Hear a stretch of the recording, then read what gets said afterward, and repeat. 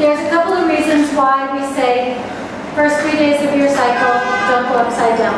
One of them is physical, or hormonal. When a woman is on her cycle, she releases a tiny bit of relaxant into her system. It makes the ligaments softer.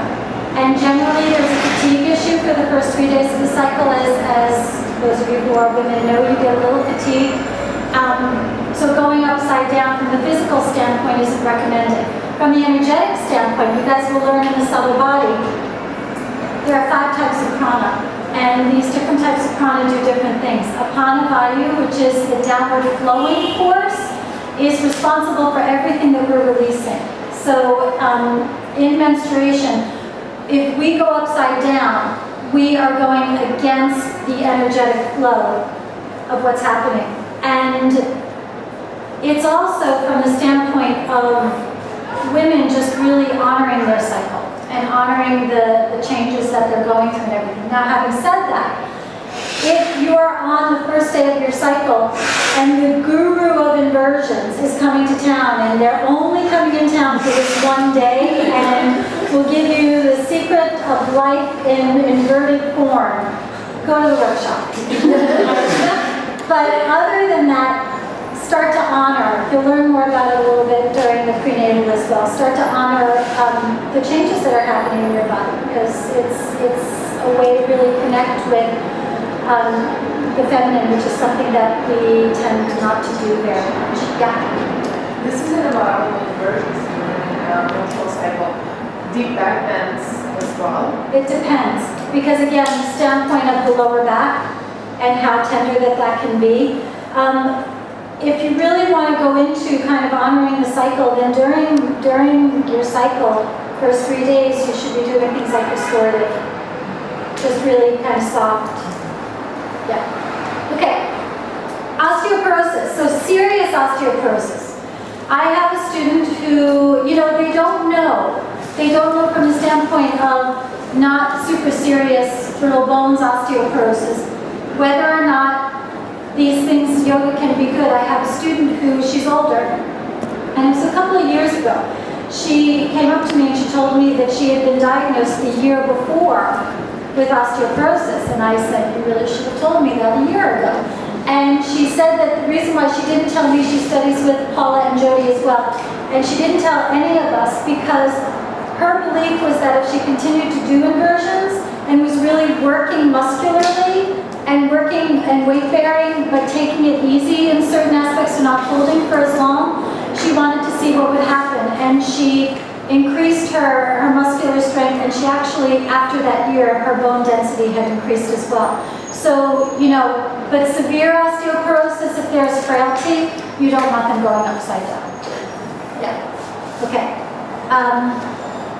And then wrist, shoulder, and neck injuries, weakness, fear we talked about, and pregnancy. Now pregnancy, if somebody has a very well-defined practice, well, why don't you try? Because you did it. Well, I mean, from my own experience, I did for the first 5 months, and then I found out that the baby was in the right position, so I didn't do anymore. Yeah. Because I didn't want to go upside down and make him flip around. I don't know, that just felt right to me. Yeah.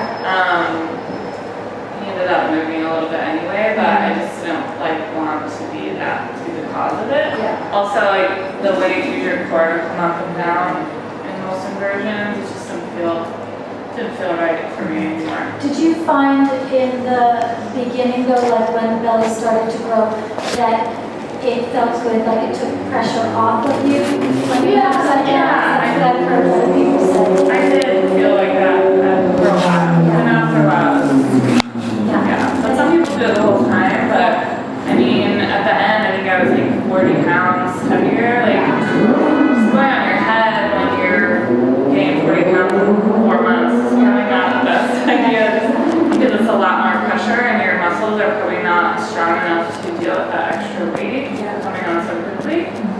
So there's that too.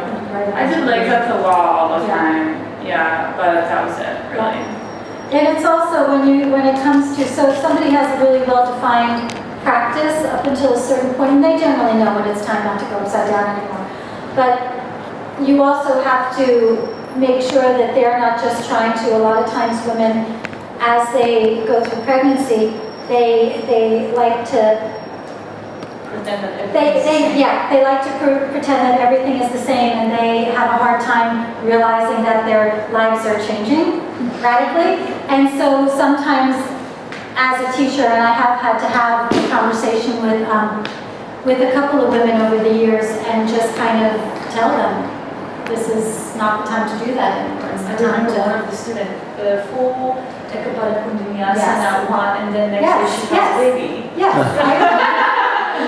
That was in my class. That was in your Yeah, and Paula was in the back of the room. Paula Lynch was in the back of the room, and she's a teacher, and she's got a lovely practice, and I couldn't believe that she was doing it. And Paula and I looked at each other, and Paula said to me, "It looks like the baby is just going to shoot right out." It was. That was a good class. And there's a lot of relaxing in the body during Yes. pregnancy. So that same issue of destabilization Yeah. is super important in the pregnant body because Yeah. you're full of it. Yeah. And you're super mobile. Yeah. Okay, good. So now, okay, so miscellaneous.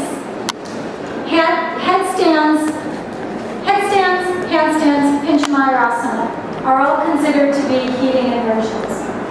Shoulder stand, Salamba Sarvangasana, is not considered a cooling pose from the physical standpoint. It's calming to the nervous system because you're stimulating all the glands in this area.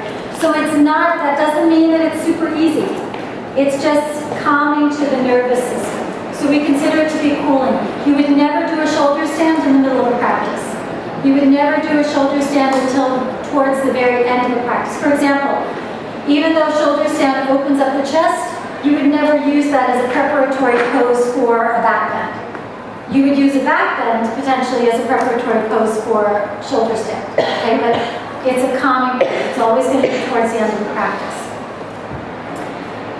In the Ashtanga Vinyasa method, headstand is done after shoulder stand and is considered to be a cooling meditative pose. In the Iyengar method, inversions are held for increasingly long periods of time. The deep physical and energetic benefits are gained through long holds. Shirsasana is the king of asanas, Salamba Sarvangasana is the queen. Salamba Sarvangasana is the classic counter pose to Shirsasana headstand in the Iyengar tradition, which is what we follow from a standpoint of sequencing inversions here. For students who aren't able to come up into a full inversion, there are many less radical inversions. For example, Prasarita Padottanasana, Uttanasana, Viparita Karani, legs up the wall, that can have a profound physiological and psychological benefits. Vanessa, first questions, and then I'll address what you had asked. Vanessa. About the setup. Were there any other questions first about I it? have a random question. I've been told by a couple of different yoga teachers over the years that you should always follow shoulder stand with fish pose. Well, we do, what you guys did today was a supported fish when you take the shoulders Okay, away so from the, off the essentially- blankets. Yeah, it's a counter pose. And it's a classic release after, I think, in the Ashtanga lineage. Yeah, so I mean, like I said to you guys, I don't teach shoulder stand a huge amount, because most people just screw up the setup, and it's a lot of negotiating. And there are other ways that you can release that after headstand, but yeah, It would be fine. it could be fun. Yeah. Yeah. So if I didn't want to do shoulder stand, I could do seated, forward bend, or what else? What are the other options? If you wanted to do something instead of doing shoulder stand, Right. but get the benefit of shoulder stand. Exactly. You could do bridge pose, Okay. right? You could do that, Viparita Karani. You could do legs up the wall. It depends on the benefit that you're looking for. If you're looking for the opening of the chest, you could come into bridge, you could come into halasana. If you want to have the benefit of releasing the legs, draining the blood, the lymph, all of that stuff, you could do legs up the wall, you could do Viparita Karani on the block. And again, that's part of the notes that I'm going to email out to you guys. Okay, so start here, here, here, different setups as well. Okay, yeah, Heather. Do you have any thoughts on doing some kind of side-to-side after coming out of headstand? Out of headstand? Yeah. Yeah, if you're in, And so shoulder stand also.